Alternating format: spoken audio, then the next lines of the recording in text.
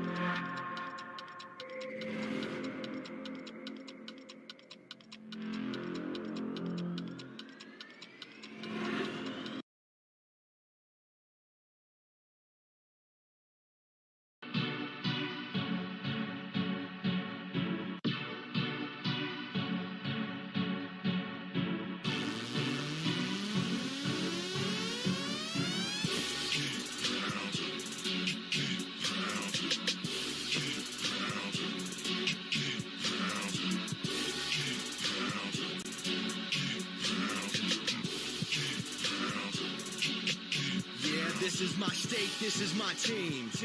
You know what that means. This is for the black and blue that I bleed. This is for the chance to bring home that ring. But everybody gonna doubt this. So far there ain't been another way around it. We bring heat to the game each week. They just say we ain't got what it takes, we ain't bout it.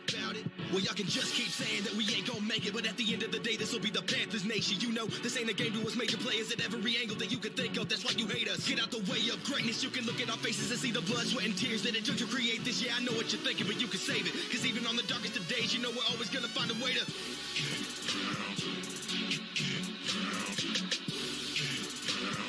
tell them what we gonna do. We gotta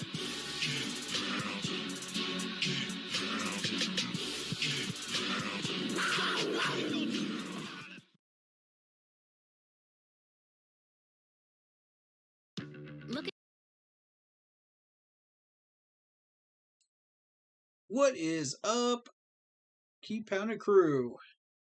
We are live after this very, very interesting defensive battle against the Ravens. And, you know, shout out to the players that caught all of our attention today. They know who they are. We're going to point them out today.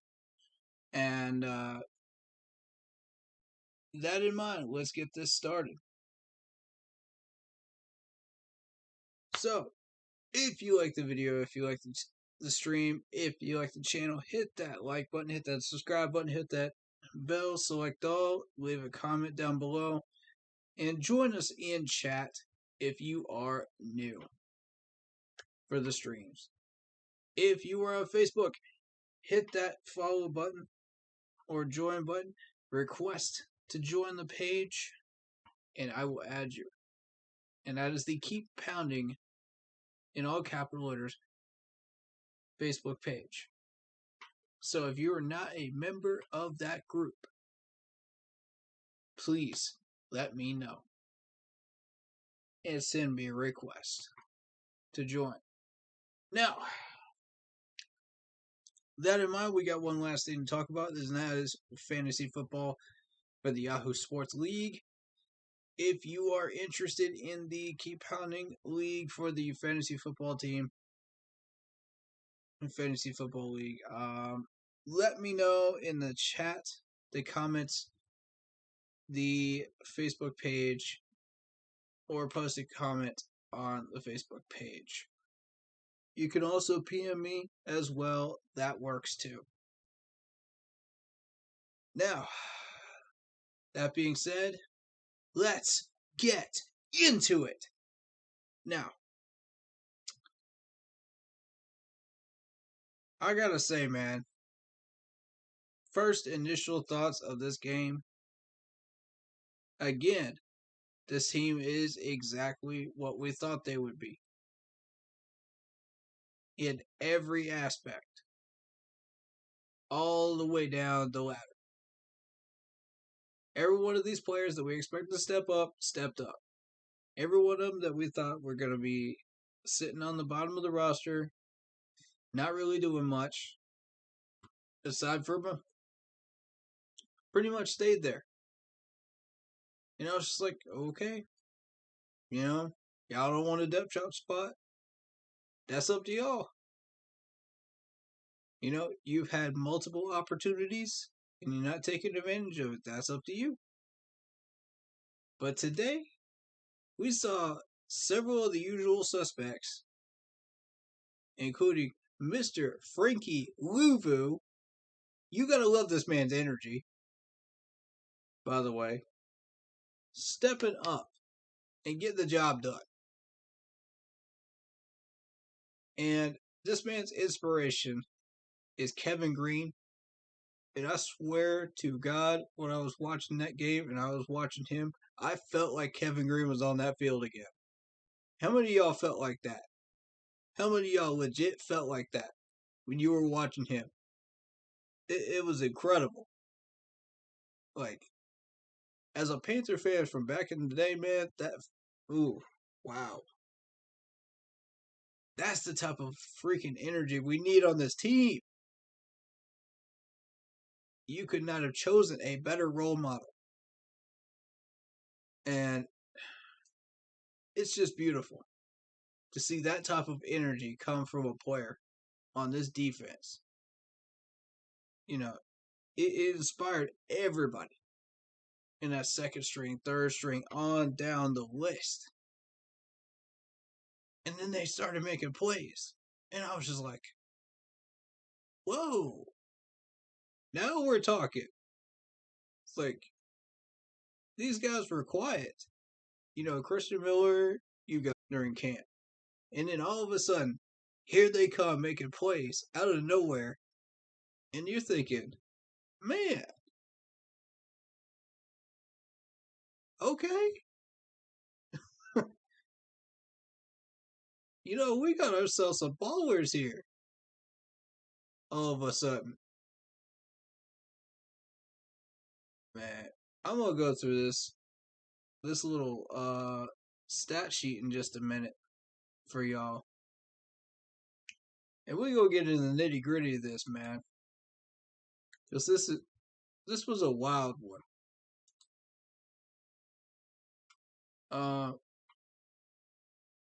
We're gonna have a guest on the stream as well. Kenny, who is on my Facebook page, streams earlier this week.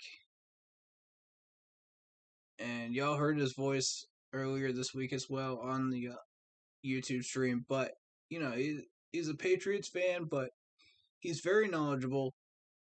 So give him your time and your love, because he's going to come in here and point out some stuff. So, he told me that he was watching this game too, so let's see what happens. Let's see what he points out that I don't see. And that's not very often that you see something that I don't. But every once in a while, somebody does. So I'm hoping this man can provide some good insight here and really,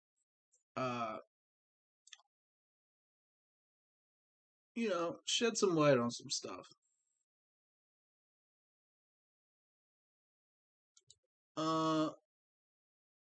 So let's go ahead and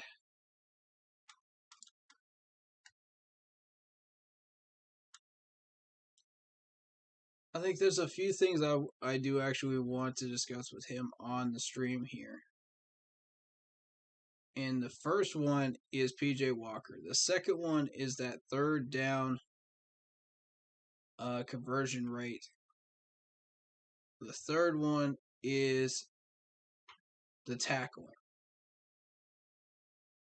Because I want to see if he saw the same things I did when it comes to that. Because all three of those are going to be hot topics today on this stream. And let's see if we can't get a little bit of this talked about here and really shed some light on it. Alright, so let's go. Display. There we go. Alright, so we're going to start.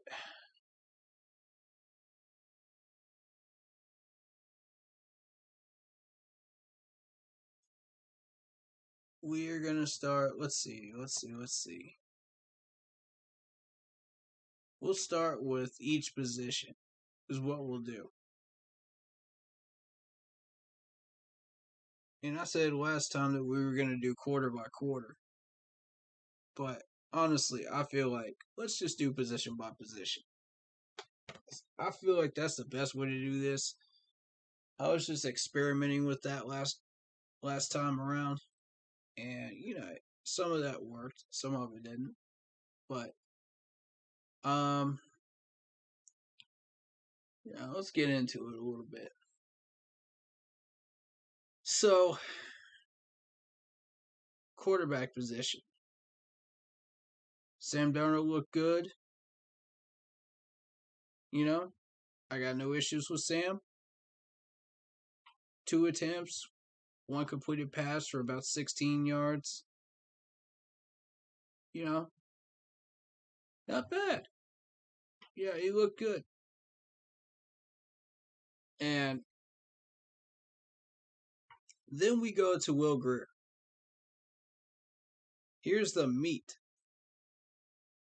of the quarterback battle right here. And before I read off these stats, let me tell you what Scott Fitterer said in case y'all missed it. In case y'all were getting some food or some drinks or taking a restroom break during this part. Here is what Scott Fitterer said. He said that the quarterback battle is wide open. Quote unquote. He said that, folks. I ain't gonna lie to you. I thought, okay, well, it's open, but it's not wide open. You know what I'm saying? Like, if y'all have been watching my streams and my videos, you know exactly why I say that. But in case you haven't, we're going to get into it anyway.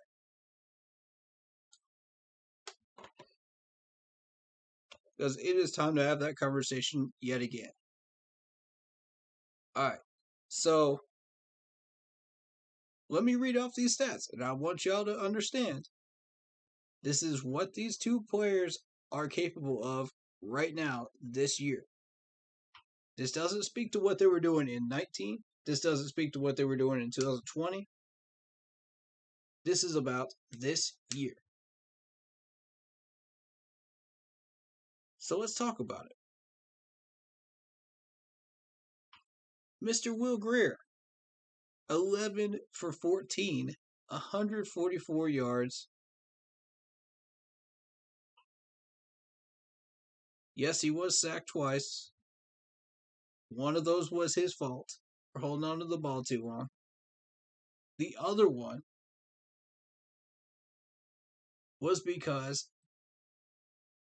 of 63. I believe I pointed out the right number.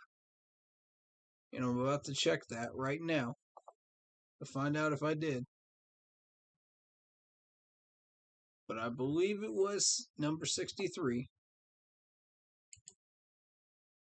who missed his block and allowed a sack.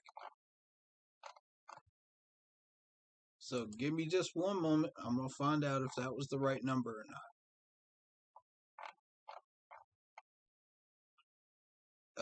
No, it was not 63.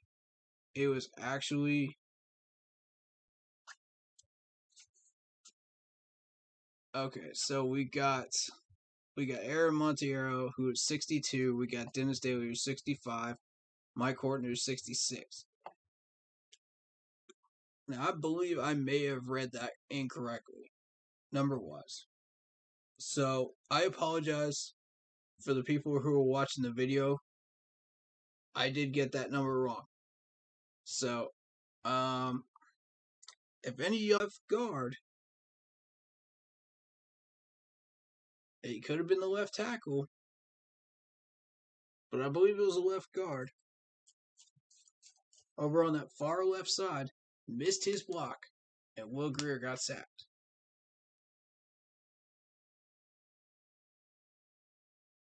So, now, when you go back and you look at that play, you'll notice this dude was not blocking anybody. Anybody at all. You look, pause that part if you have DVR. When they're showing the replay, from the quarterback's viewpoint. Pause at the point right after he snaps it and goes back. Right there. Watch the offensive line. There'll be one lineman, and I believe it's one of those three, I think. They go off to the left, right? Then You look immediately to the right, and you see this pass rusher. I believe it was a linebacker, if I'm not mistaken, who comes right through the gap and nails Will Grier. You cannot make this stuff up. Folks, that was a missed assignment. If I've ever seen one. He just pulled a Mike Rimmers. He just straight up pulled a Mike Rimmers right there. It's like, are you serious, bro? Are you trying to get our quarterbacks to put on the IR? Because that's how it happens right there. Missing assignments like that.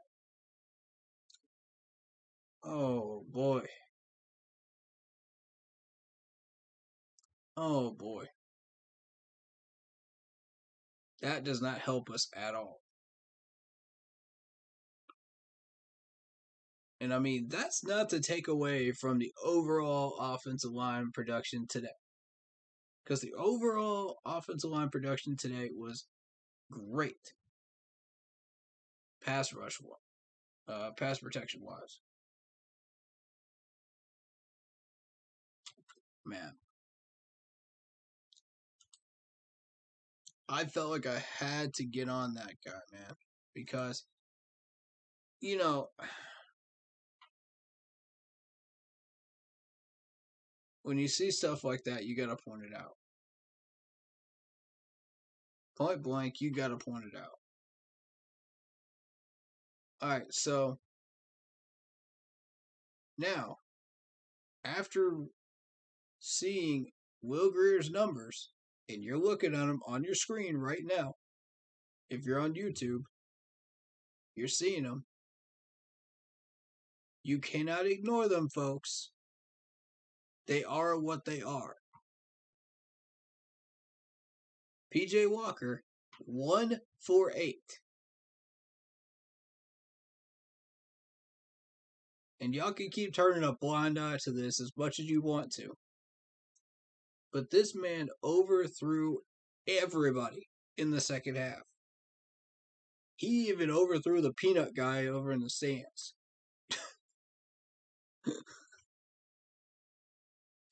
He overthrew the janitor. He overthrew the merch stands. He overthrew the food stands.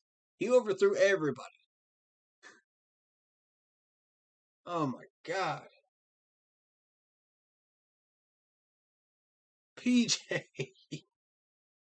Good Lord, man. You trying to get Shi Smith killed out there. That's what you're trying to do with those throws.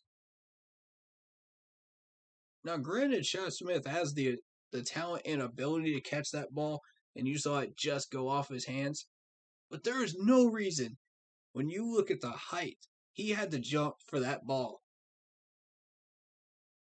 There is no reason he should have to jump that high. None.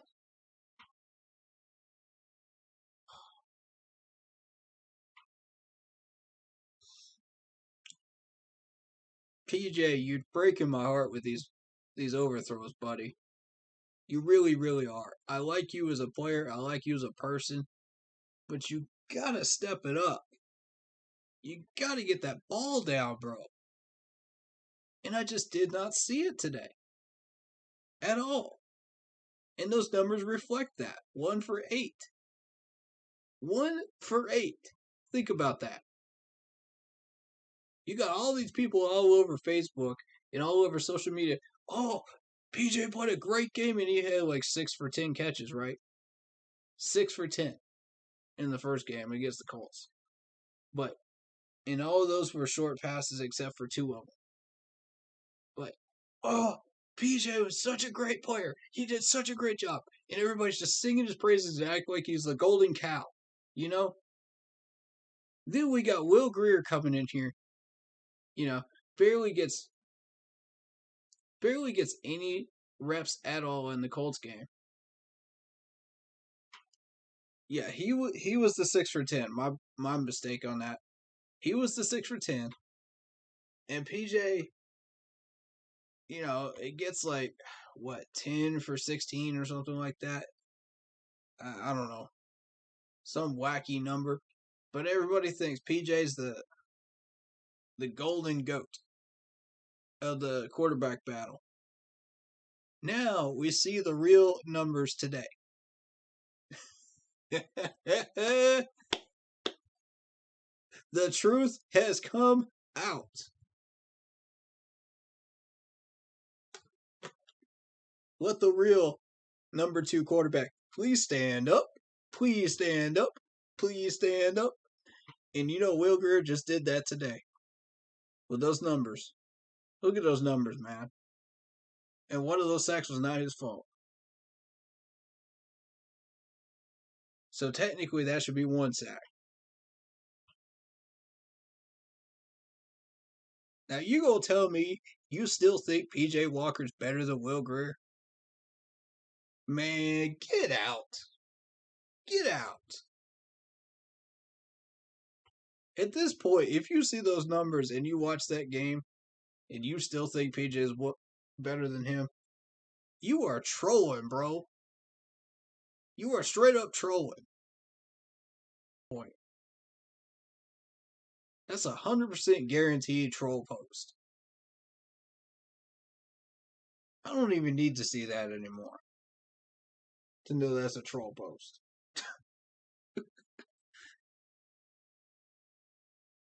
Man.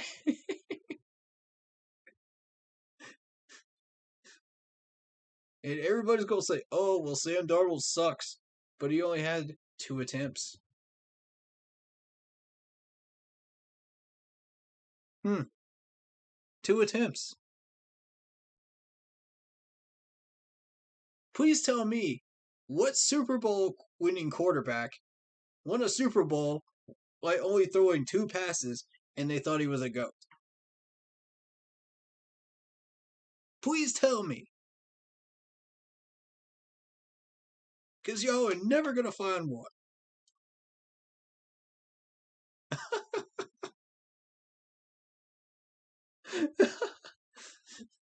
Tell me what quarterback you can actually evaluate off of 2 pass attempts. Please tell me. I'm telling you, you're not going to find one.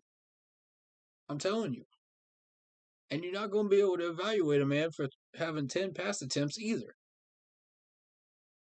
You're not going to evaluate him properly. That's why I was just like, give Will Grier a chance. And look what he did. Point blank, he proved me right. And I expected it.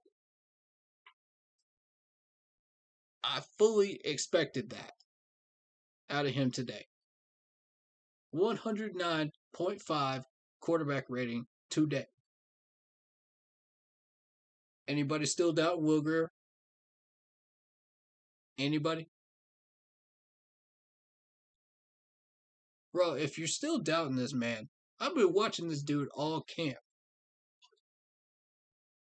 And if you're still doubting him after that, I don't know what to tell you, bro. I don't know what to tell you. You're either not paying attention or you just totally blatantly ignore the stats and what you saw on the field. If you still don't think Will Grier deserves to be that number 2 man at this point. And at the time that Scott Fitterer said that the wide receiver battle was wide open, PJ Walker was coming in and absolutely choking.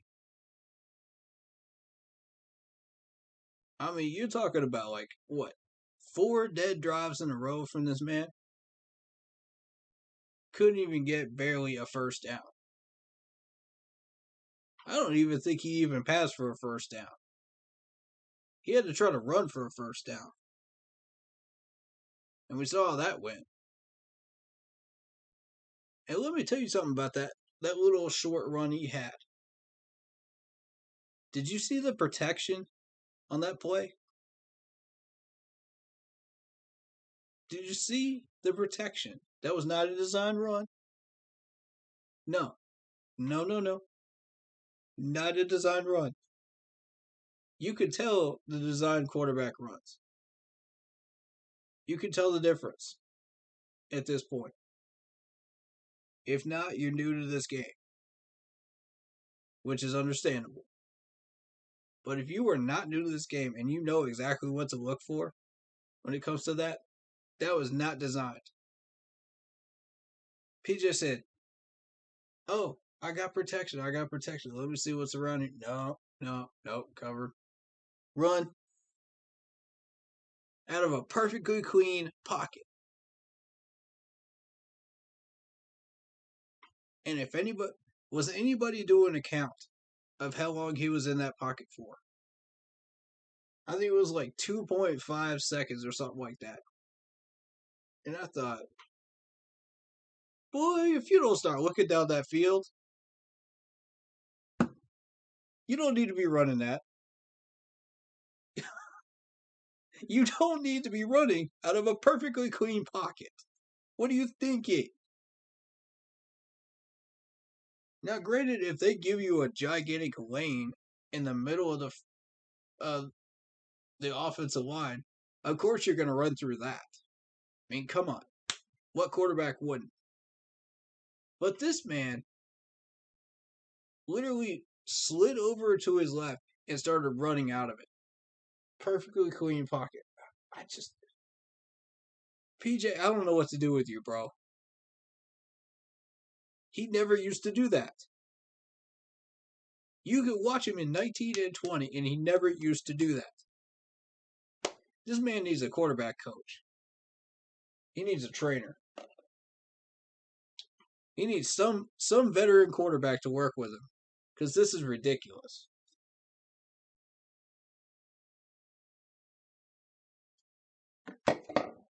This is an entire month of watching this tomfoolery right here. And now you see it in the stats. In fact, I'm about to highlight this. I'm about to highlight this for y'all.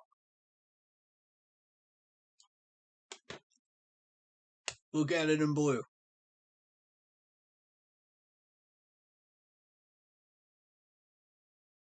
Do y'all see the difference between these two now? Or are y'all just looking through Panther color glasses again? Are y'all sleeping under a rock? I know this fan base in my YouTube channel and my Facebook crew gets it. But what about the rest of y'all? All around the Panthers fan base. What about Scott Fitterer? Does he get it? What about Matt Rule? Does he get it? Is he seeing this? I know Scott isn't, because if Scott Fitterer saw this, he would not be saying this is a wide open battle after this game.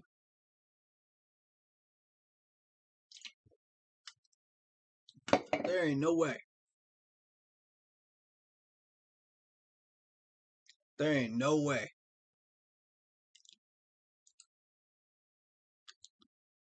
Man. Come on with it. Oh, man. I just had to go on my rant, man. I had to after seeing those stats. I was just like, y'all got to be kidding me with this. At this point, it's just a joke. It's a glorified joke. It's a troll.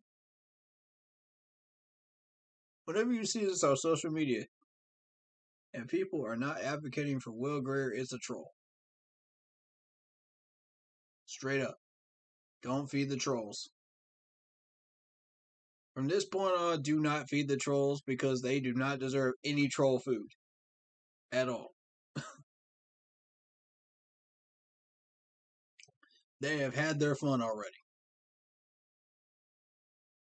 They've been having it for 2 weeks now. pretty much the entire month. Don't let him have that. Don't argue with those people, man. It ain't worth it. It ain't worth it. The people we need to convince is the management. Because the management still sees this as a wide open battle. That's who we need to talk to right now. And as a matter of fact, you know what?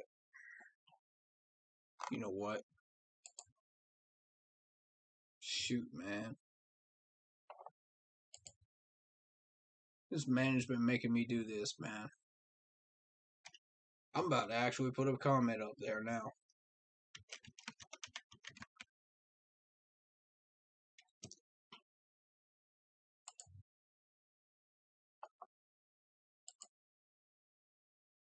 Because, honest to God, if you don't see...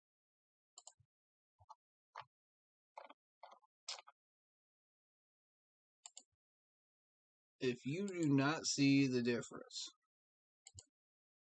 you're blinder than a bat without radar eyes in a cave.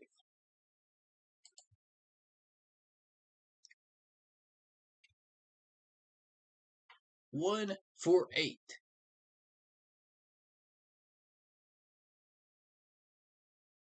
Y'all seriously want that as your starting quarterback? All those troll posts, all those people that were legit serious about that. Y'all seriously want him as your number 2 quarterback after today? After he overthrew the peanut guy, the merch stands, the soda people, everybody, even the janitor. He overthrew everybody. Even the janitor is just poking his mop up like, how am I supposed to catch that?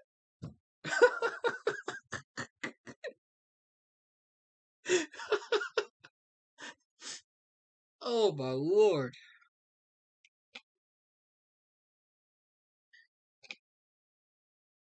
$11 for 14, 144 yards. Y'all still want PJ? Please tell me what's wrong with these people's brains in this fan base. Because I swear to God. Y'all wild. Y'all straight up wilding right now.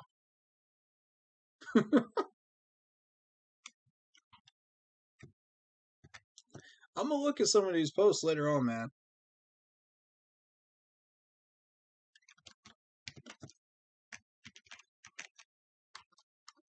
As a matter of fact, I'm commenting on the official page right now. I'm getting the management's attention.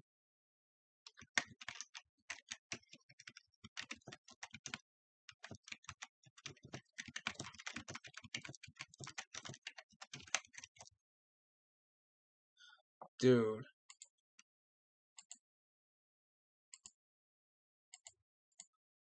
This is going to be great. Y'all going to like this post. I don't think he necessarily needs to go, but I think if we could find somebody that's better on the free agent list, then maybe. But if you look at his performance in 2019 and 2020, yes, he was overthrown, but not by that margin. It's... And then he's going to run out of a clean pocket and only get 3 yards. Like, I'm sorry, but this man does not deserve to be number 2. Wide open competition, my flat foot. That's ridiculous.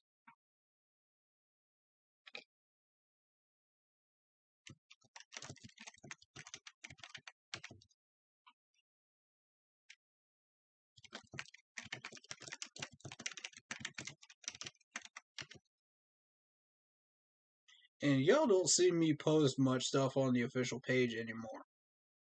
I gotta do it tonight, though. I gotta do it.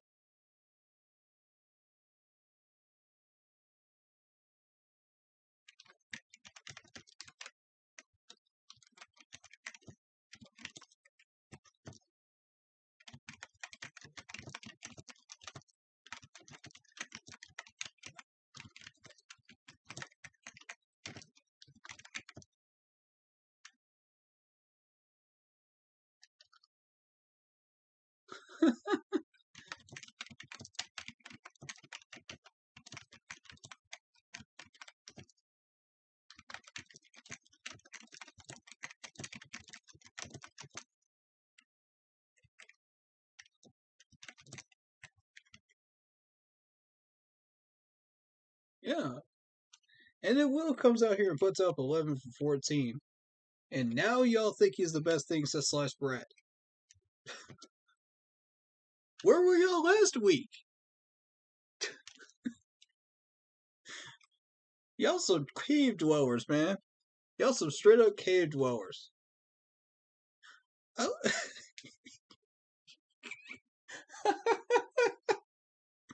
I love this fan base, but y'all drive me absolutely up the wall sometimes. I don't understand.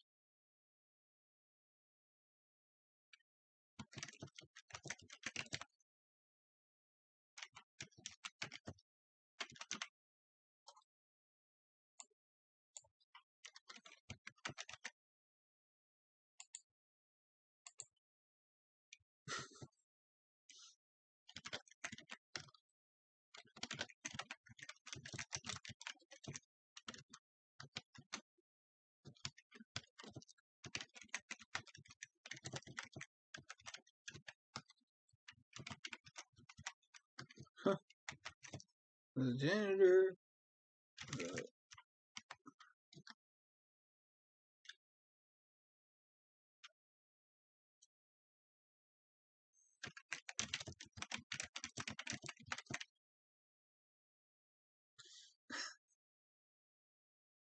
Oh my god.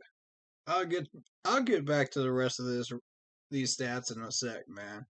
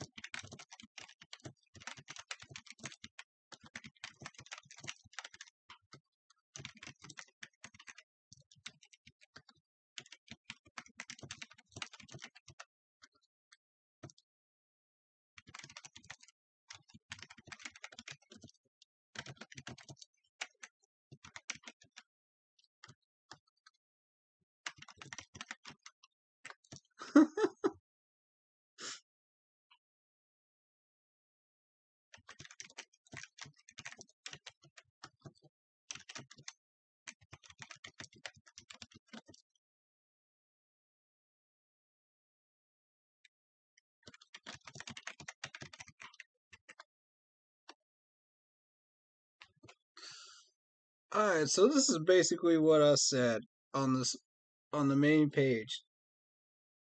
I said 1 for 8, PJ Walker, and y'all still want this man as your number 2. You are wildin'. You came out of he ran out of a clean pocket. Will Greer has 10 attempts, and the fan base thinks he's the trash.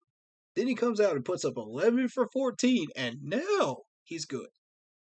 Oh, now he's good. No, he wasn't good before. He was trash before. Now he's good. Meanwhile, you have PJ overthrowing the janitor, the merch stands, and even Steve Smith in the booth. And y'all thought he was good last week based off his short passing. Man, just stop. Just stop. Just stop this nonsense. Wide open competition, huh? Not anymore. Not anymore, bro. No, that gate closed. That gate closed today.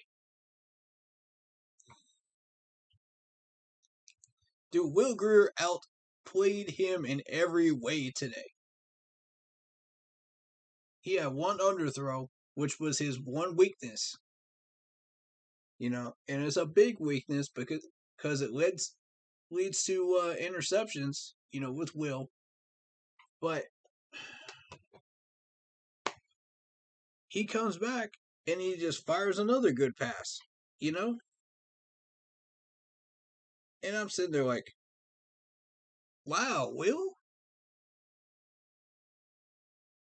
This man wants it. This man's hungry for that number 2 spot. You know what I'm saying? He sat behind this guy for a whole year. And he said, you know what? I'm tired of this. I'm tired of everybody throwing me under the bus. I'm tired of everybody calling me trash. I'm tired of everybody thinking I'm garbage and I shouldn't be even here anymore. And I should be cut. I'm tired of this. I'm going to work with my dad in the off season. I'm going to get better. And y'all about to see some results. Y'all ain't ready for this. He comes out in the Indy game 6 for 10. 6 for 10 now. That's not bad. For 10 attempts, that's not bad. Gets and 2 of those passes were, one of them was a deep ball and one of them was a medium range ball that he connected on. So Matt Rule says, whoa, maybe we should take a second look at this dude. You know what I'm saying? Let's get him some more reps. So he comes out today, 11 for 14, 144 yards. Yes, he didn't finish. Yes, he didn't get points. So if that's all y'all are judging a decent quarterback on, there's more than just touchdowns, bro. There's more than just touchdowns in preseason and in position battles. And if y'all are still judging on that, y'all are wildin'. But if you look beyond that in preseason and you look at this man's stats, he popped off today.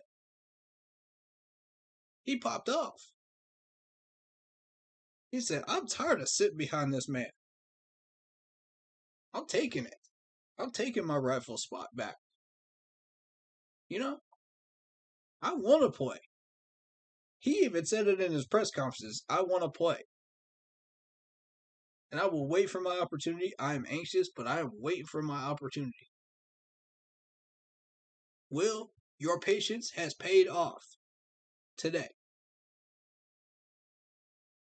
Your opportunity has come.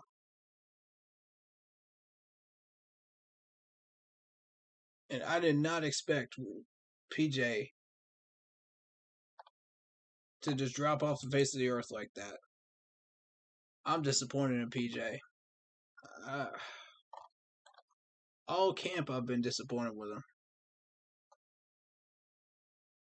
Man, breaks my heart to see PJ play like that.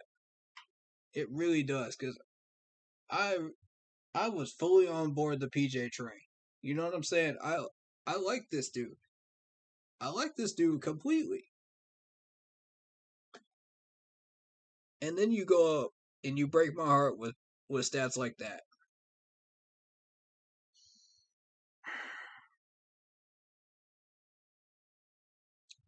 This man's breaking my heart right now. We should have a solid 1, 2, and 3 on this quarterback chart right now. Y'all know it. We all know it. That's why this man is still here. Because the management knows it. They're sitting there like, okay, be patient, be patient, be patient. This man's going to put up the same numbers he did in 19 and 20. Be patient, be patient. You know, he's going to earn his number 2 spot. Everyone in management has so much faith in this man that they are just totally blindsided when Will Grier comes out and starts slinging. Starts absolutely throwing some absolute darts out there today. And I'm talking about some darts. He doesn't overthrow him. He throws it right in stride. Right in stride.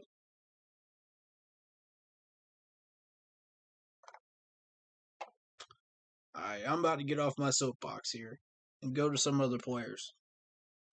Y'all don't heard enough about this nonsense right here. But yeah, Sam Darnold 1 for 2, 16 yards. Whatevs. Whatevs, man. You know, it's Sam Darnold. We'll see more of him. I ain't even worried about that. Moving on to the wide receiver core. Now, Shi Smith was targeted 6 times. 6 times. Now, we all know which quarterback was throwing to him when he only catches 2 of them. We just had that conversation. So we all know who it was. That's the reason this man didn't do anything today.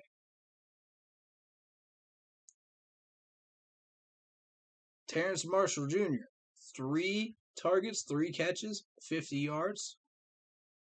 Chuba Hubbard, if you want to count him as a wide receiver, which technically I do, because we're starting to count running backs as wide receivers now. In the wide receiver stats. So it's 2 for 2 targets or receptions, 29 yards. Plus a broken tackle, man. Not bad, Chuba. Not bad. You know, then you move on to Tommy Tremble. He had a broken tackle of his own, 2 for 2, 18 yards. But I'm going to tell you something. With Tommy Tremble, it's that yards after the catch. That's what people are not expecting from Tommy Tremble. They think, oh, okay, well, this dude can catch. You know, it's an easy 5-yard gain, you know. But y'all don't expect the yards after the catch from this man. Y'all don't come out there and just bust you up. He will shake you up. He's that type of player. So don't sleep on Tommy, man. Don't sleep on Tommy. You'll regret it. He's going to show Pittsburgh, too, this coming week. They aren't going to be ready for that. Robbie Anderson, one catch for 16 yards. Yeah, whatevs, man. That's that Sam Darnold throw to him. Richie, broken tackle. Gets it done. Hogan. Yeah, I like him. Brown, the running back, catches 1. Hyman. Now, these 2 right here, Hyman and Omar Bayless, I want to call attention to these 2. These last 3 on the stat sheet, because they come in during the second half of the game, and you could take a wild guess who was throwing to them.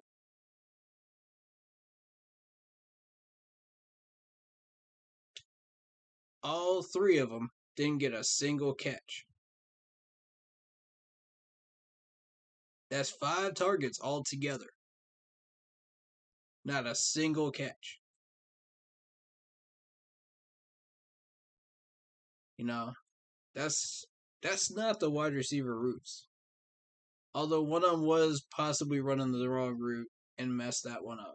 And I believe that one was either Omar Bayless or Zylstra. But, man,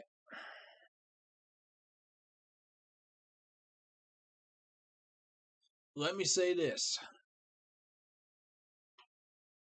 If you're running the wrong route, you should not be thrown to.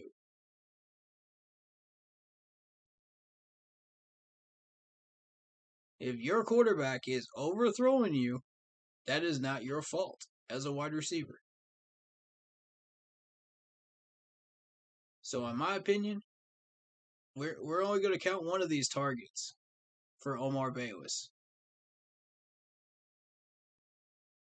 The other 4 targets were on PJ Walker.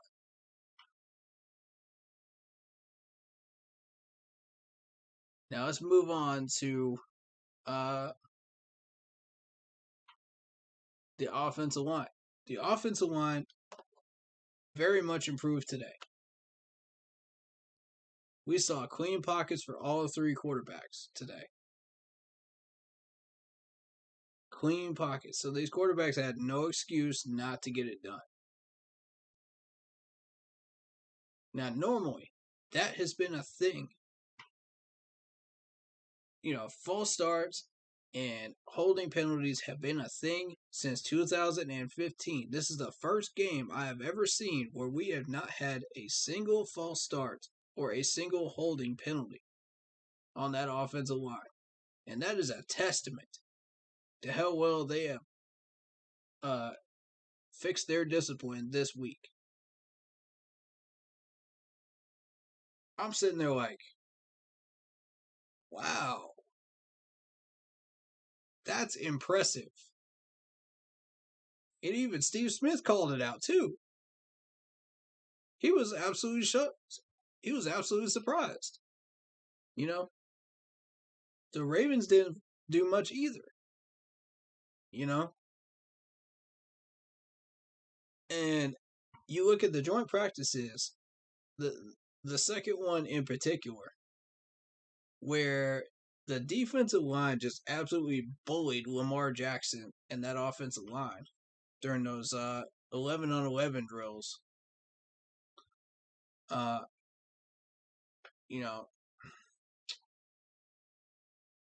And there were false starts all over the place for Baltimore because they were not ready for that defensive pressure. They were not prepared for that type of heat. The only false start I saw from the Ravens was Michael Schofield. And this is a veteran tackle, by the way. Remember, anyone that was in this pregame stream, I mentioned his name. I pointed him out. He's 30 years old. He's been on 3 different teams now. And when you see a veteran Pro Bowler, honestly, I feel like he should be a Pro Bowler. If he isn't, then he should be. Jump. That late in the game, you're doing something right. You're doing something right on that D-line. And I'm looking at that pass rush, and I'm thinking, man, they don't want that smoke today. They don't want that smoke. Because these guys were coming at him. I am trying to tell you, they wanted that as quarterbacks, man. And they kept finding those gaps. And I was like, oh, D-line. They were showing that type of heat all the way down the roster. I was just like, man, the D-line came to play today. They showed up. That's what I need to see more of right there. Let's get into the stats on this defense real quick. Y'all are going to like this. Now, look at Burns. Now, this is a man that's known for making plays, but he does need help most of the time. You had 9 combined tackles. You had 4 tackles in open field, 5 with assists. And granted, these guys were working together really well today. So, I can understand the 5 assists. Because they're all doing what they're supposed to be doing. But 4 tackles on his own. You look down this roster, tell me how many 4s you see on that list in open field tackling. You see Sam Franklin, but that's it. Lower on down that list. You see Middleton, you see Johnston. But beyond that, nobody breaks 2. Nobody breaks 2 open field tackles the entire game. No matter how many snaps, no matter how many times they've been in. Nobody broke past 2. That tells you something right there. That tells you that Burns can handle himself when he needs to. That tells you that Middleton can handle himself when he needs to. Sam Franklin can handle himself when he needs to. Johnston can handle himself when he needs to. These 4 guys are grown men. And they come out there and they handle their business in open field. Look at the amount of assists. Do you see a single assist in that Sam Franklin call? None. He did that all by himself. 1 assist for Middleton. 2 assists for Johnston. That's open field tackling, folks. That's what we've been waiting for on this defense. For so long, we've been struggling with open field tackle. And now look, here it is. All the way down our depth chart. God, it's a beautiful thing to see. And not only are we going hard on open field tackling, we're aggressive too. We are hitting these guys where they catch it. Not allowing yards after the catch. That is a trait that the Super Bowl Panthers, the Super Bowl appearance Panthers in 2015 were able to do. We are on that track again, folks. If we can start doing that consistently, game after game after game after game, and next man up, if people get injured, we're not going to miss a beat on tackling. We're not going to miss a beat. And that's what that 15 crew did well. That's what I want to see. Those guys set the bar back then. And now, these guys are starting to say, wait a minute, we might be able to reach that bar.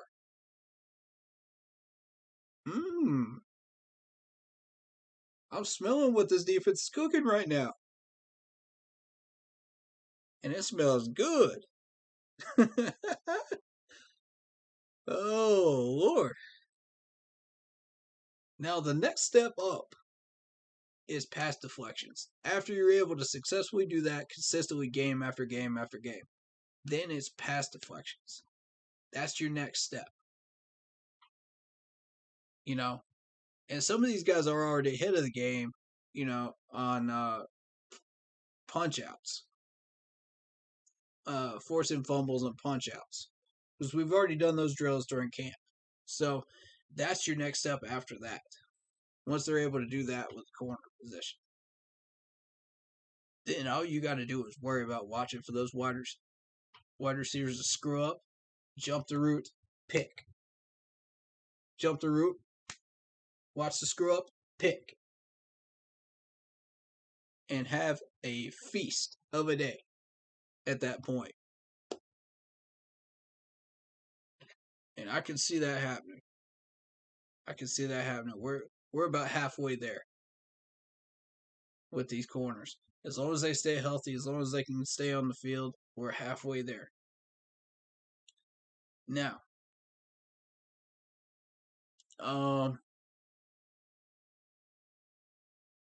I did not see Matt Rule's press conference, so I'm gonna have to take a look at that one. We'll probably look at that one tonight, maybe, if I've got time. If not, it'll be a short stream tomorrow, and we'll take a look at that and a couple of other things. But depends on how much content I've got tomorrow to get through. Yeah, it all depends. You know, we may or may not be able to cover everything in one night because it's late. You know,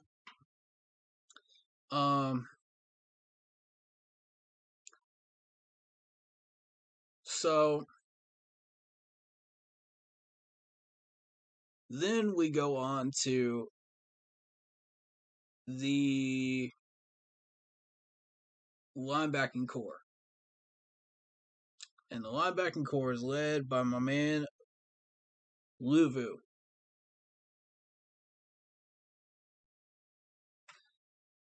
Now let me read you what he did today. 3 tackles, open field tackles by himself, unassisted, 1 quarterback hit, 1 pass deflection, and 1 forced fumble. Now, if this man doesn't make the 55, I'm telling you right now, I'm going to be royally upset if he doesn't make it. And you're going to see it all over social media. You're going to see it on Twitter. You're going to see it on Facebook. You're going to see it on Instagram. Everywhere. Everywhere. Because I'm not going to relent until I see that man on our roster. Or at least on our practice squad. That man has worked his tail off.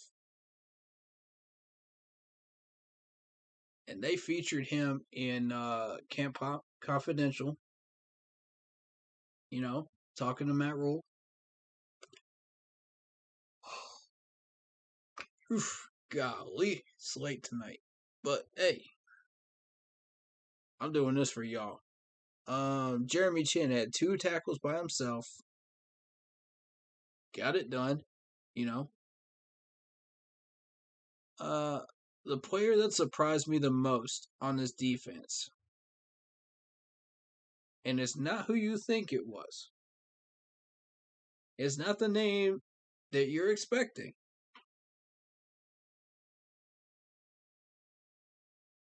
My choice is Mr. Palmore. Now, you may take a look at those 2 tackles and you think, okay, well, this man didn't really do much. But those 2 tackles came at the right times. Right when we needed them. And one of those was a ball-breaking hit. I mean to tell you, this man knocked that running back into next year.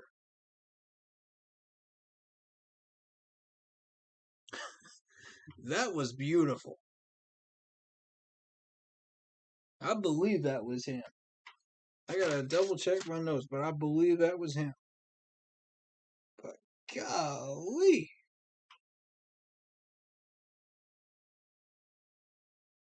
That was Doug. Doug, yeah. Let me see. I gotta double check on this. It might have been Doug.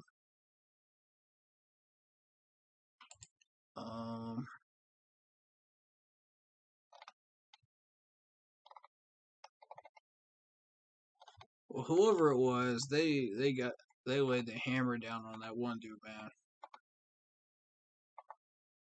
I mean to tell you, I was surprised that dude stood up.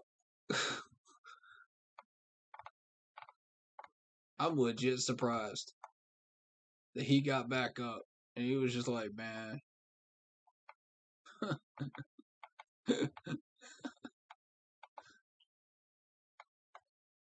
That was a wallop.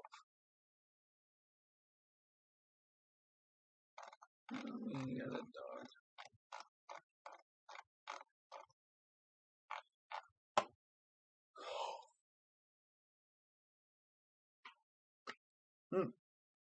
Sorry about that.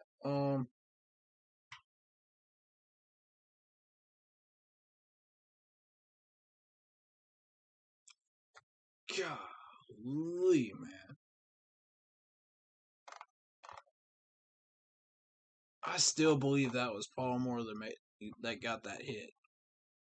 Y'all have to correct me if I got that wrong. But I think it was him.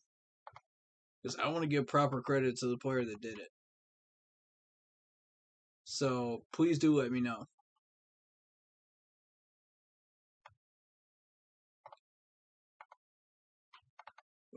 whichever one it was. Yeah, that's just one highlight. One example of how this defense got it done today. The fact that we held them to 20 points speaks volumes about the fact that we were able to handle these guys for 4 whole quarters. And eventually, the fatigue set in. Just like it's doing for me right now. But yeah, the fatigue eventually set in, and that's not unusual. You expect that. Fourth quarter, it's going to happen. But listen, guys, we battled these guys like grown men for 3 whole quarters on defense. Grown men. And got the job done. That's what I need to see. That's what we all need to see when we watch this team every Sunday.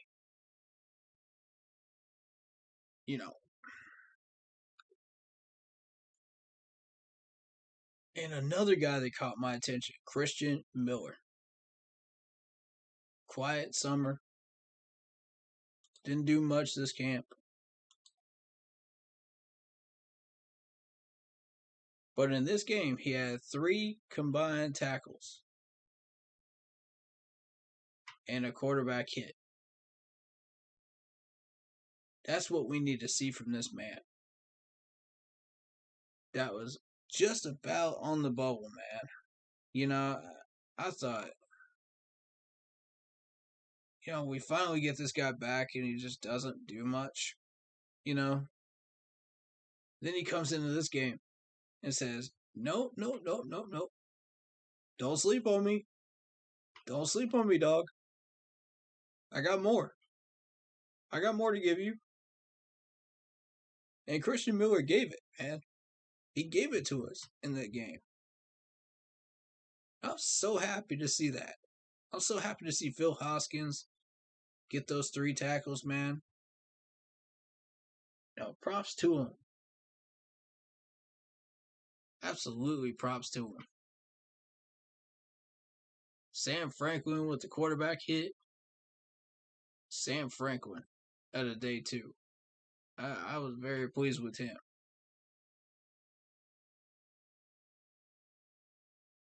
And then Reddick with that pick. Yes. Give me more of that on defense, boys. Give me more. When I see stuff like that, I'm greedy. I gotta see more. Give me more. The more you give me, the more it feeds my happiness towards this defense. I am telling you, that's the truth.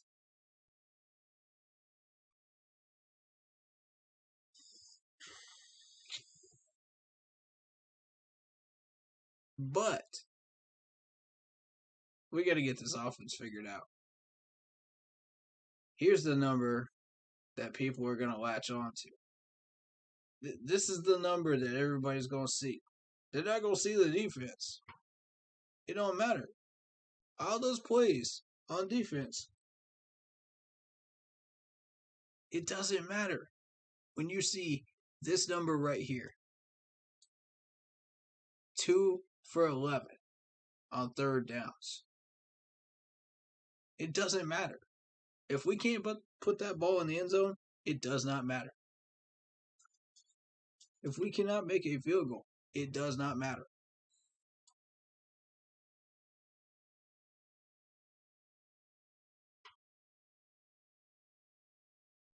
If we go 13 for 24 passing, it does not matter. All that effort means nothing if we can't get that done. This is a pattern, ladies and gentlemen. This is a pattern.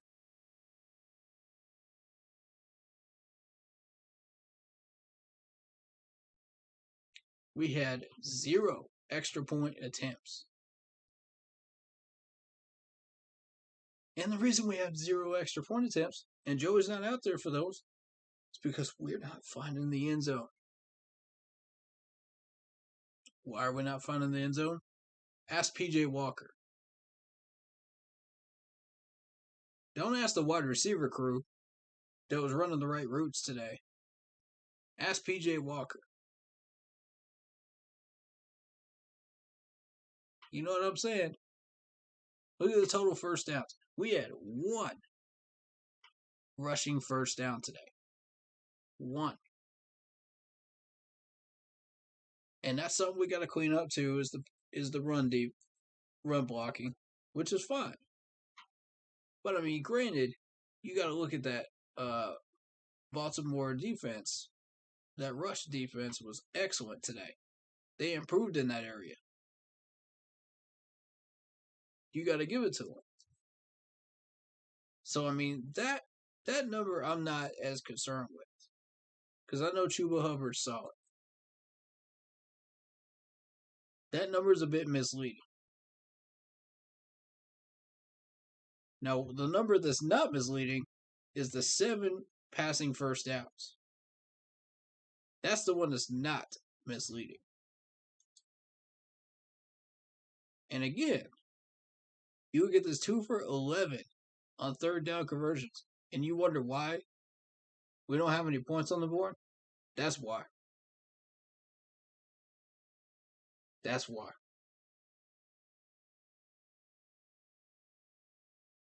Go ask PJ Walker why we're 2 for 11 in third downs. Go ask him. 18.2%. 18.2. That is the saddest number I've seen in a long time on this stat sheet in any game. That's the saddest number. Oh my Lord.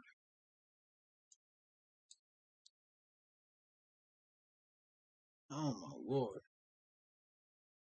I think even the Jets could beat that number.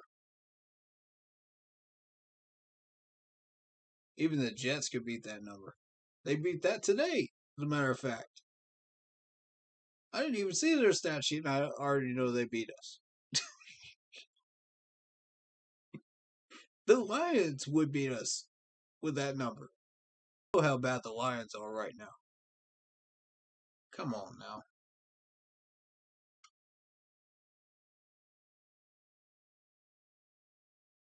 Even no. I'm not even gonna go there. I'm not even gonna go there, man. We're gonna stop right there because if I keep going with how many teams can actually beat us on that percentage right there, we'd be here all night. All right, so a total net yards. Oh, y'all gonna love this. Y'all gonna eat this one alive. 354 total net yards given up to the Ravens, which is not bad. You know, that's an average number considering our defense. You know, was on the field for way too long. You know, if they were not on the field for way too long, that would be about probably like 320 or something like that, right? You see that number get cut down. And probably an interception or two. But here's the number that people need to look at. 189 total net yards. I'm going to leave this up on the screen for a minute. I want y'all to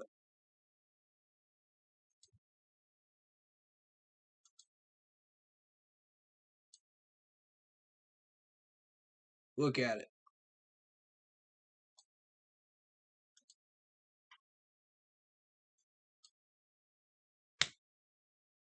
That's not acceptable.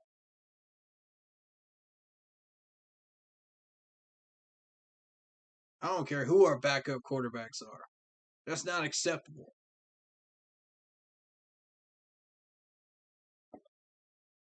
I don't care if Sam Darnold was playing today. And he couldn't even raise that number up past 200.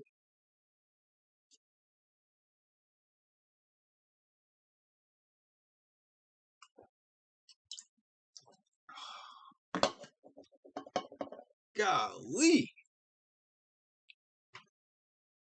PJ, you killing us, man.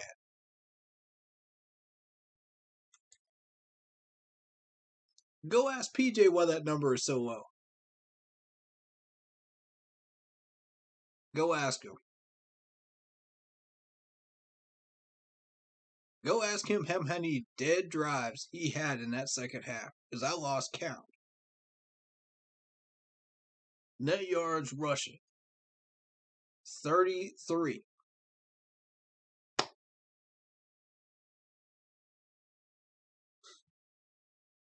Now that number is a little misleading because the Ravens defense actually did step up a little bit today. Like I said. But that should be a little higher. We should be looking at about like 50 or 70 right there. Calls into question the backup running backs. A little bit of that was on the backup running backs. Most of it was on the run blocking from the O-line, which we got to clean up. So, don't read too much into that 33 yards. That's how I feel about it.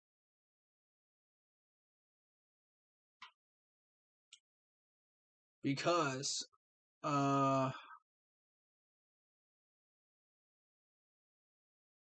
we'll get that fixed. We'll get that fixed. They were more focused on the pass protection today. So, I give them their due on that one. You know, one problem fix at a time with the O-line. Well, technically two fixes at one time because they fixed the false start problem too. So, you know, give them their due today. We're going to give them a pass for that, right? I'm going to give them a pass anyway. Y'all don't have to, but I will.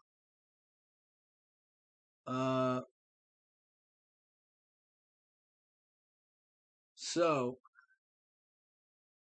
we had 6 punts.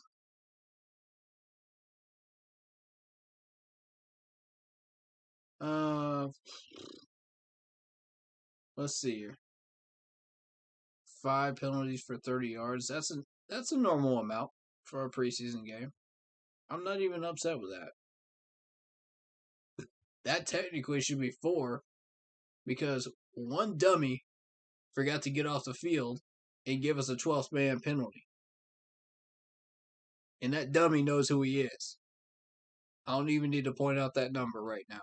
He already knows who he is.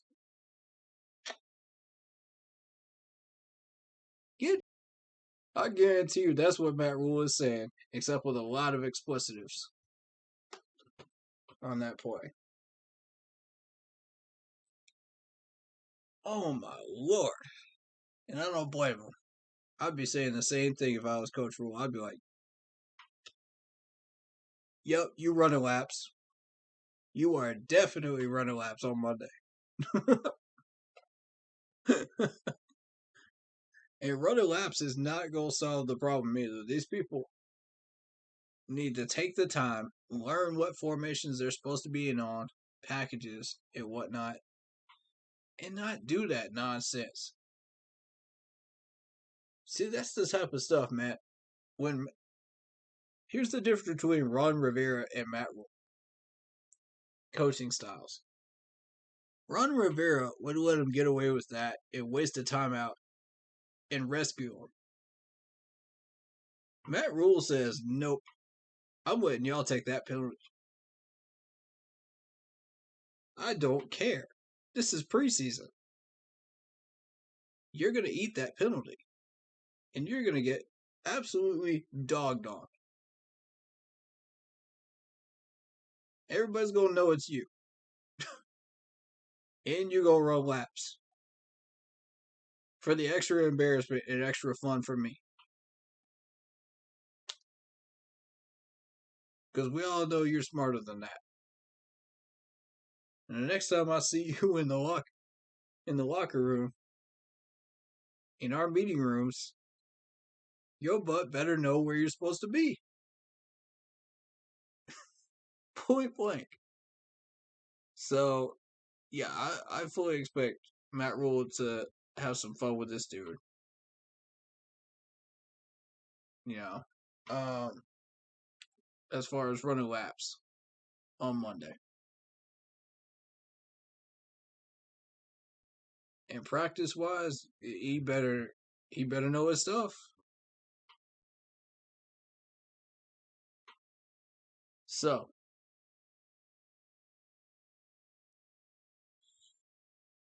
number of touchdowns, 0. Number of touchdowns, 0. Number of extra points made, 0.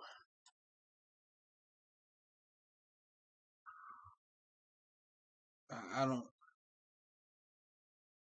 And Joey Sly, man, with the missed field goal, too. We got to get this fixed, folks. All right, now see, here's what I want to look at. I want to look at ball possession drop chart.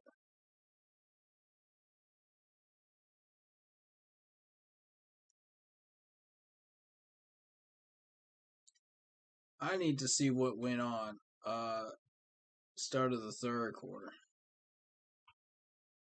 All right, yeah, this drive right here. Because I missed this dude at halftime. Shotgun pass.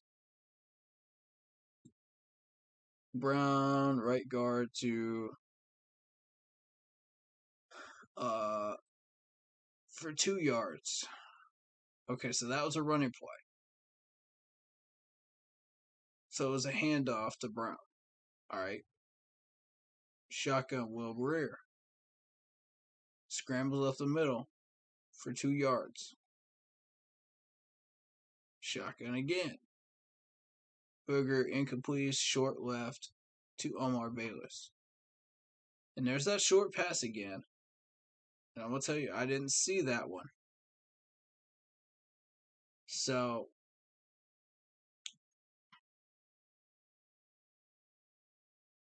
I did write that in my notes because I did get in like right after that incomplete pass. And they were saying, it was short to Omar Bayless. So I did get that in the notes. So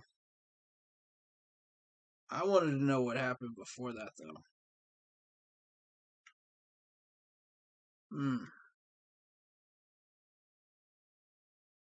And the O-line did well on that series. You don't want to know how I know how they did well? It's because of the fact that Brown managed to get 2 yards off of an ISO play right there. And Will Greer managed to get 2 yards of his own.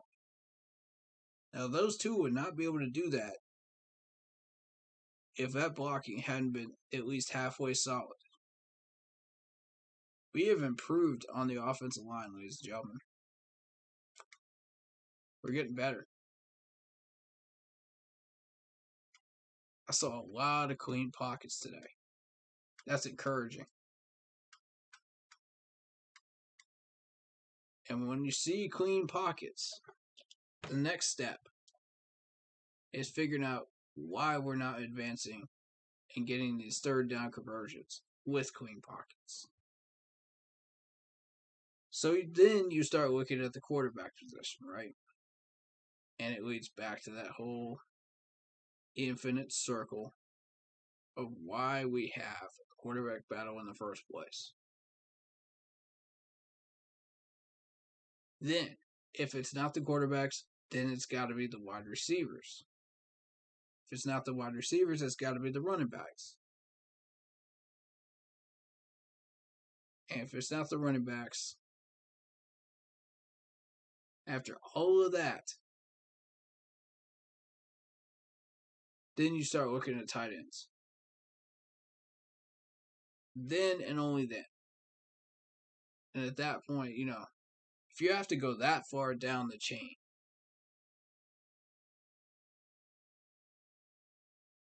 then it's probably a wise idea to recheck everything else on that list.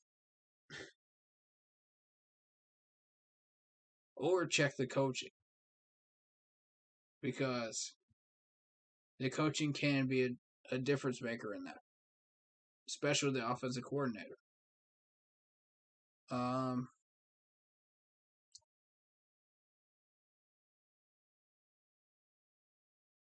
Case in point, back in the John Fox days, we had that offensive coordinator that just ran draw plays every first down.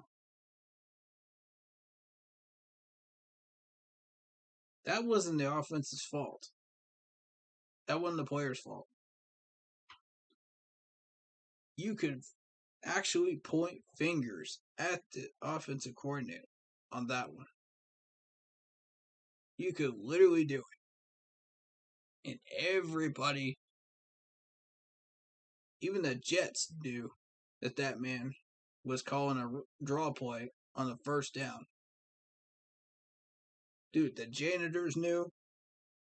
The interns who just got there that week could tell you that was going to be a draw play. People that have barely played Madden for a week could tell you that was going to be a draw play. It's so bad. It's so bad. You get offensive coordinators that predictable. But thankfully, we have grown so much from that.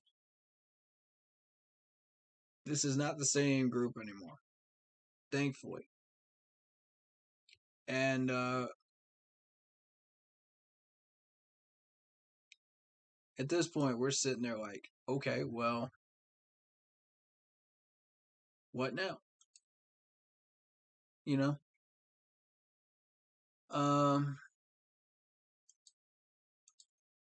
Well, now we have to fix these small areas. Alright, so my special guest did not make it onto the stream, I don't think. I'm checking my message. I don't think he's... Yeah, I think he's busy tonight.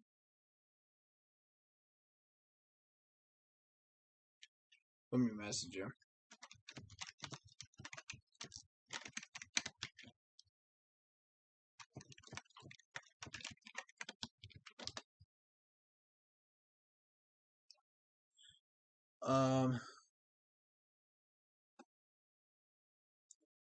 That being said,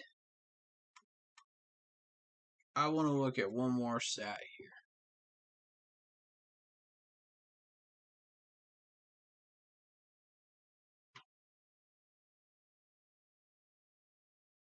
Actually, two.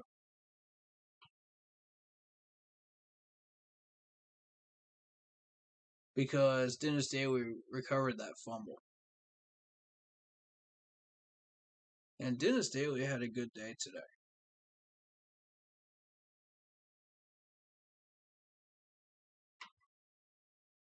But that's not the number. That's not the one I want to look at.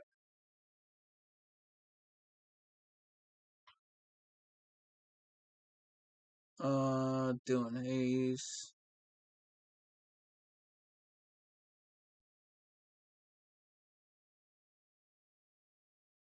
I guess they didn't put him in much.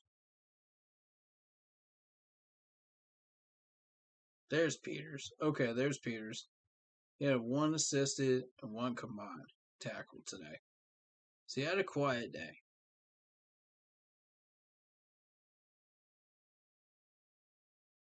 Right, so that was Smith that got that sack on Will Greer. Okay. And Elliott. Alright.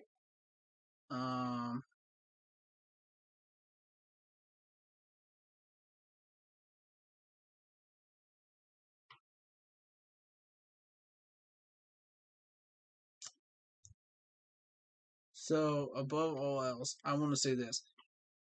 If your opponent is beating themselves, let them beat themselves. And that's exactly what Baltimore did today. They let us beat ourselves.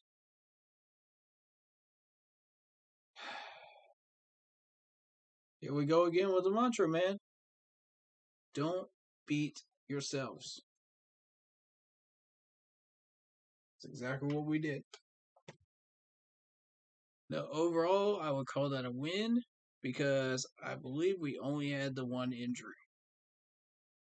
Now, I could be wrong, but I believe that was it.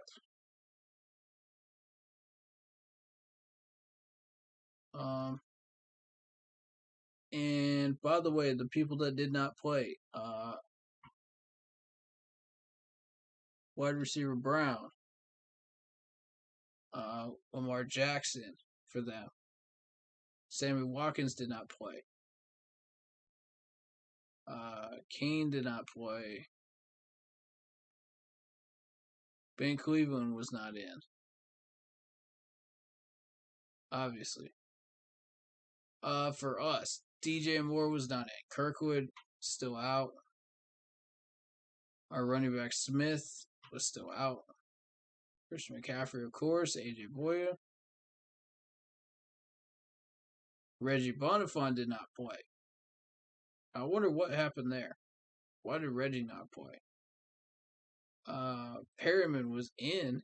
He actually got a pass deflection in the first quarter, didn't he? That's weird. I could have sworn he was.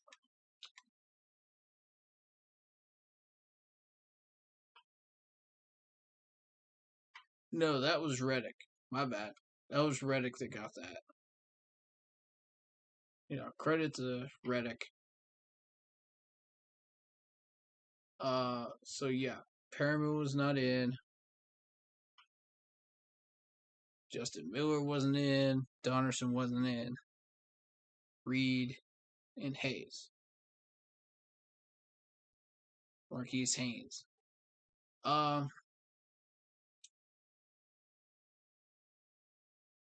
That's a shame that Donnerson wasn't in. I wanted to watch him a little bit. But oh well. Overall, we improved in a few areas. Linebacker is still somewhat of an issue. Offensive line run blocking is still an issue. PJ Walker is still an issue. A major issue, by the way.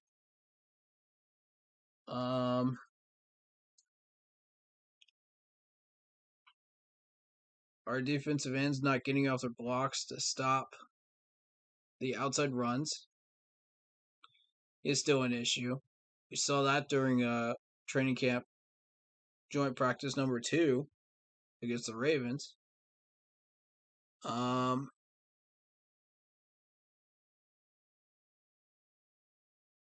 we actually did start stuffing the draw play. So that's what forced them to start going to the outside runs. So credit to the players that stuffed those runs, those draw plays up the middle. That's both good and bad. It's good that we stuffed the draw play because the draw play was one of our kryptonite problems last year. We had about 5 or 6 of them, but, that was one of them. But it also opened up a new problem, which is the fact that we're not getting off our blocks on the outside to stuff the corner runs. So, both good and bad. Overall, I thought it was a very interesting game. Defensively, we improved at the corner position. Very happy about that. We improved on tackling, more specifically.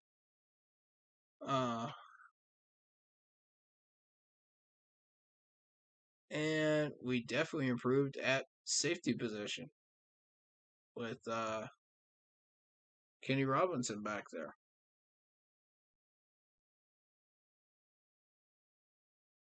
So, overall, with the one injury, and that's what I meant to check out was who that injury was. Not a bad game, you know? Could have been a lot worse.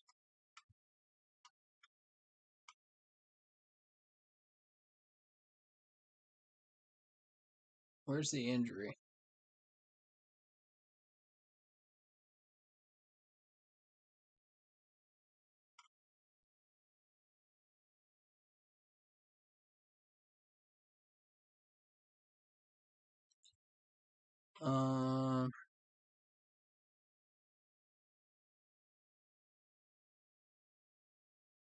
But Reddick came in and he sparked all those plays on defense. So, credit to him.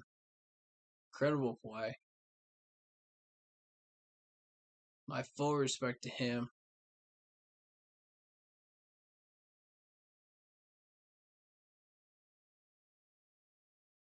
That being said, tomorrow we will look at the press conference of Matt Rule. No, actually, let's do that tonight. Let's knock that out. But first, let's look at this article real quick about Louisville. All right, so for starters, it's short for USO, which is short for Samoan for brother. It's pronounced USO. So USO is a distinctive sound. Us. Man, I love Us. Reddick said, beaming. I love Frankie, high intensity guy. Motor doesn't stop in practice. He's been making big plays and is carrying over to the field. Second week in a row, you know he's on the field making plays. Terrific ball player. I love him. Listen to that. And that's Reddick saying that. That's a pro. That's a pro saying that right there. Woo-wee. You getting that type of praise from a pro? Already, bro? Let's go, Louisville. Louisville had a forced fumble, a pass breakup, and a quarterback hit Saturday night against the Ravens. Are y'all playing defensive?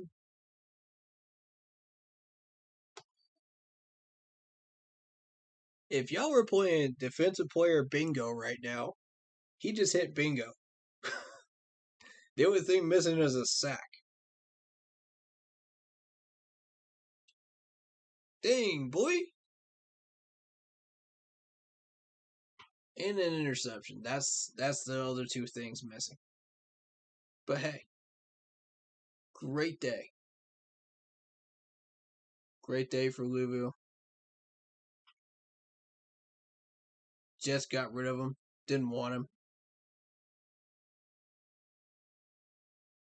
He ended up special teams when we got it.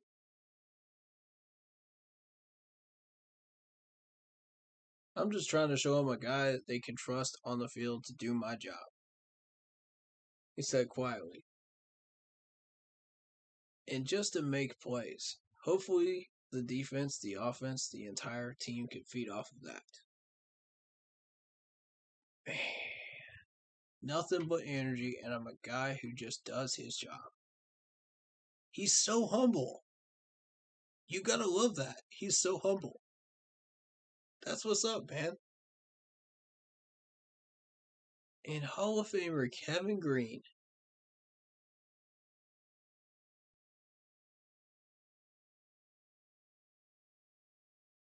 took Louisville under his wing.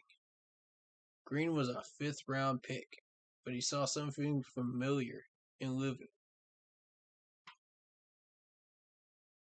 And since Green was a guy who turned his unlimited passion for the game into 160 sacks and a spot in Cannon, Canton, Ohio, baby.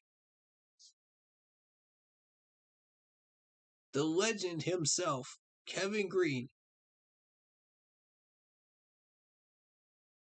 mentored this guy. It's one thing for the Panthers and defense coordinator Phil Snow to talk about always being around the ball. Having Green show him what it looked like made an impression. Coach Snow always says, be around the ball. They turn on the tape, and you're around the ball. And that's a mindset of when I started playing under Kevin Green. When he used to coach me.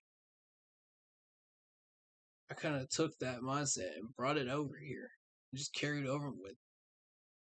It was a blessing having him coach me and having him pass his game onto me as an undrafted kid. He trusted me to come in and trust his techniques and fundamentals, and everything has fallen into place. Man. Doesn't that sound like music to your ears, Panther fans? I gotta tell you, it's music to mine. When asked about his potential, Lulu simply said he'll do whatever is asked. Just try to help the team in any way I can. Special teams, defense, it doesn't matter. Just be on the field and help the guys and bring in that energy every play. And when his teammates see his energy, they feed off of it. He plays hard, man. He plays the game as it's meant to be played, right? High motor, no quit in his game. I don't think I've ever seen him take a rep not full speed. He has high energy, and that's a big prop to him because a lot of guys can't keep up with that type of pace he plays with. That's a ball player right there. Golly.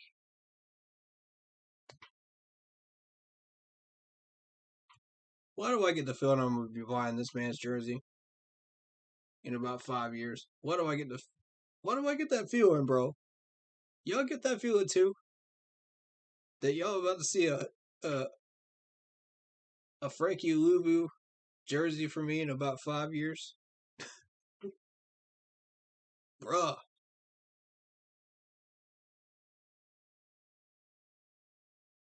Oh, I'm telling you, dog. That's a ball player right there. Yes, sir. So, let's see how his season progresses. Let's see if he makes it.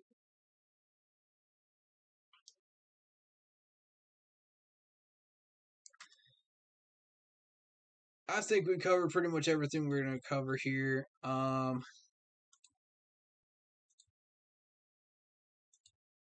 tell you what. Let's do the press conference and then we'll get the heck out of here. How about that? We'll do the press conference real quick and then we'll jump on out of here, guys.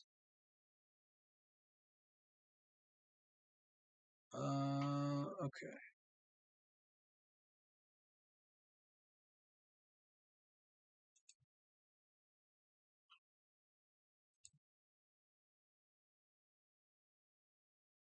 Let's go.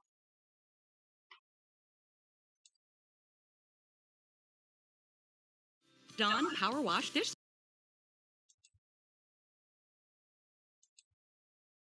Let me just make sure y'all can hear this, okay? Yep. Y'all can hear it? Cool. Give it 1 second. Okay.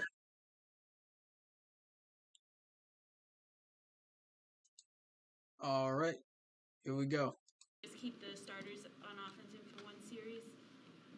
Yeah, that was just a decision. Yeah, we're gonna play in between 5 to 10 plays. I think they got 7 or 8 plays, so they played that one drive. Obviously, it didn't end the way we wanted it to, but you know, that was what we went in with. You know, thinking probably 10 is the max, and they're right there at 7. So you know, got some live reps for them, and wanted to get Will in there and the rest of the guys. Also, that was a brave move on the 4th and goal there. I think even in regular season situations, you see that from time to time where Matt Rule will be willing to go for it. If he sees something. But 9 times out of 10, you don't want to risk that. But, hey, everybody's different. Down there at the goal line, what's sort of the discussion with you and Joe, and maybe you had it before the game in terms of how much Just you wanna depends on show where you there are. versus trying Right? to punch the ball? Yeah, I mean, we're just going to run our base stuff. We didn't have like the goal line packages out there, and all those different things. We're trying to save our tight ends a little bit because we knew we were going to play the whole game, and so they only have 6 of them. So just ran plays. Again, we want our guys to get their pads down. We want Chuba to try to run through some contact. We're trying to save our tight ends. Why? Question mark there. Why? I'm trying to figure that one out, folks. I don't know. I don't know where he's thinking there. And go score. So it's not really something where we're game planning it and trying to be tricky. We're trying to run good old fashioned football plays and get in. And so we threw the one pass, but even on 4th and 1 in the season, maybe that's a run pass option or something. But right now we're trying to establish, can we get that yard or not? We didn't get that yard tonight, so that's something that we have to improve upon as a team. Yep. Any impressions of Will that stand out? Yeah, I mean, I thought Will did a nice job, pushed the ball down the field, made some big throws. Unfortunately, he had some checks in the protection game that hurt him, and kind of had to get rid of the ball. Looked like it was. I have to watch the tape, but it looked like it was. He made some big throws down the field. Or at least that one, I guess. So I have to go back and watch it. I thought he had good poise out there, and thought Terence did a couple good things out there. So there were some signs of good football out there. What do you think ailed you the most in the second half moving the football? Ailed us the most. Honestly, just not moving it. Just couldn't kind of get a first down. Couldn't really protect. Couldn't really get open versus man coverage. Never could. And that really spiraled towards the defense. Right, then the defense was out there for 6, 7, 8 plays. So. We were able to convert some plays, or at least some first and second down plays in the first half, and have some longer drives. Really probably should have scored, 14 or 17 or 13 at least. The second half just couldn't get the ball moving. I'll answer that question. PJ Walker. Next question. It was a very brief amount of time. How did you think he did? Good. I thought hung on the one. It wasn't open right away, but he knew it was going to be open. He trusted Robbie. He found a way to get the ball to him. Made all the right checks, and then I think Joe called a play action pass down there. It wasn't open. He threw the ball away. So kind of some of the things that we're looking for him to do. Live to play another play. So it was just a chance for him to get out there and get his feet wet, get those guys out there. I liked our operation. We were quick. We'll get him out there a little bit more next week. Having said about not having a game plan for the red zone. No, I didn't say that. No, I said I'm saying we're not trying to be tricky. I'm saying I don't want to make it sound like that. We work. Those coaches worked hard. They just are trying to keep it very base. We don't want to show like, hey, here's our double reverse this, here's our trick play that. So I just want to make sure that comes across right out there, soundbite wise. What's your level of confidence? Has this team improved? Because that was an area of emphasis, I guess, to get better than that this year. Yeah, I think we've gotten a lot better. But at the end of the day, it comes down to results, right? So it's 2 games in a row we haven't been great in the red zone or on third down. So, we'll just have to continue to see where we are with it. But I'm sorry, could you use a fullback? Yeah, I know you've had a couple at camp. Yeah. Is that some position you'd like to fit? Yeah, if we find the right one.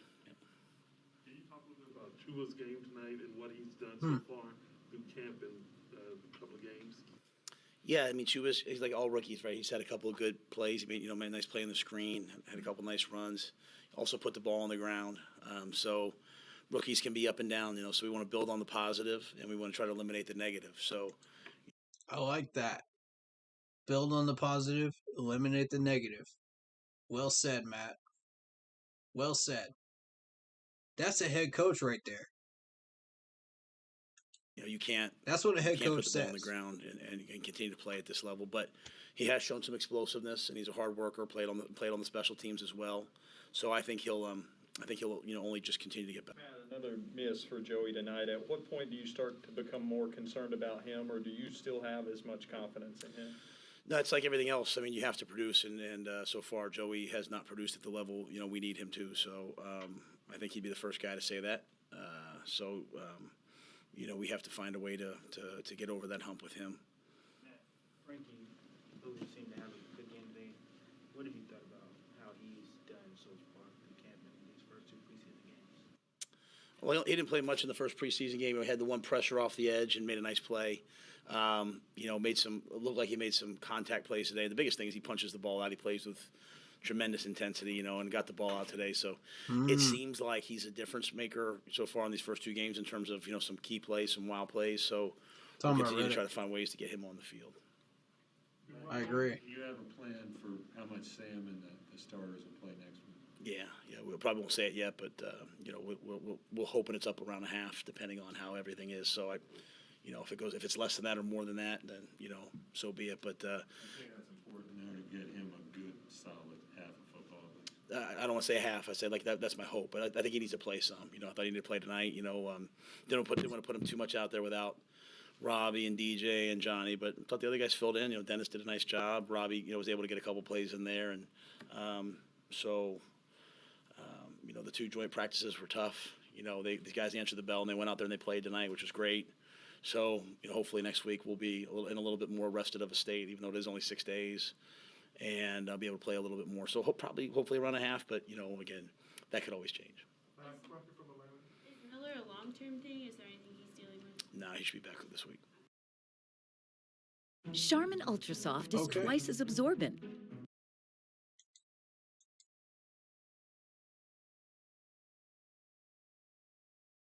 Sorry about these ads, y'all.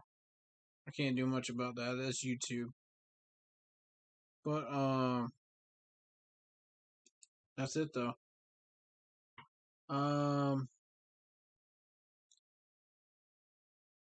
We get a 5-minute thing from Will Greer and then a 3-minute video from Louisville.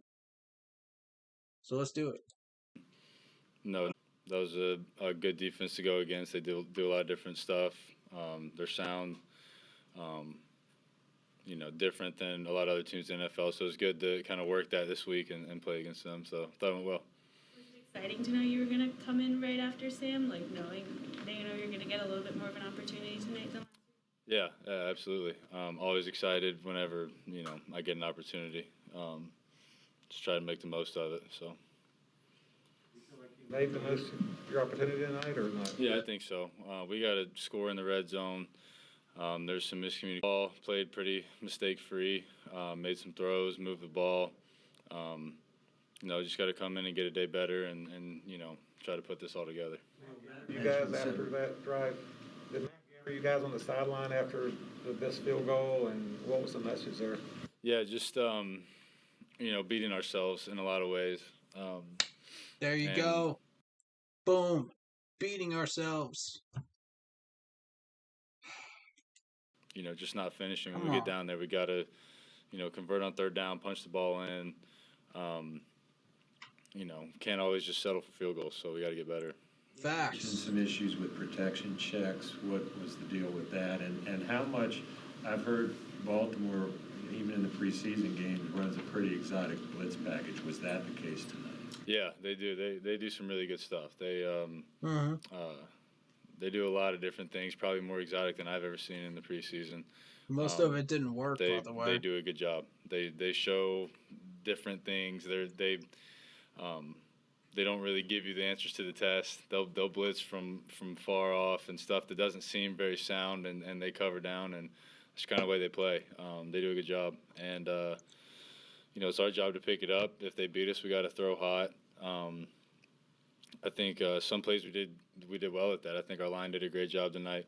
And then some plays we got to get better. And at the end of the day, against a defense like that, you're going to win some, lose some. Sometimes you're not always going to pick it up. But we got to make plays and we got to finish in the red zone. Got to score points.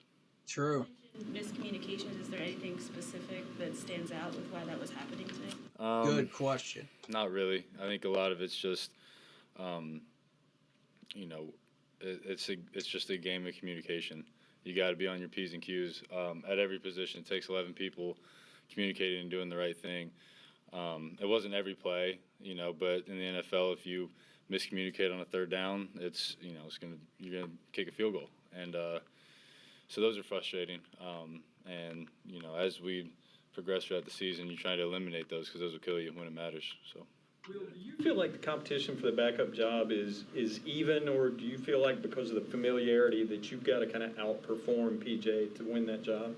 Yeah, Good question. I try not to even think about that because I'm not sure. I don't know. It's not up to me. I try to take advantage of my opportunities and show that I can play quarterback in this league, and then it comes down to, you know, what they want. That's not my decision. I don't look at it. Honestly, good question, but that's a question for Matt Rule. That's a question for Scott Tapper, you know. Scott Fitterer and Tapper. You know, if Tapper wants to get involved with it, you know, that would be a question for the three of them. You know, that's not necessarily a question for him. But good question nonetheless, though. I'd like to see that asked to Matt. And let's see what happens there. Even as a battle with PJ, I look at it as a battle with myself to be the best me I can be every day. I've told you guys, I think PJ's a great player. I think we're very different. I think we both can play really well in this league. I think it just comes down to that's, you know, not our decision to make. We both come out and compete every day to get better, and ultimately that decision's upstairs. So. You had a nice deep ball tonight, Will. Can you describe that play?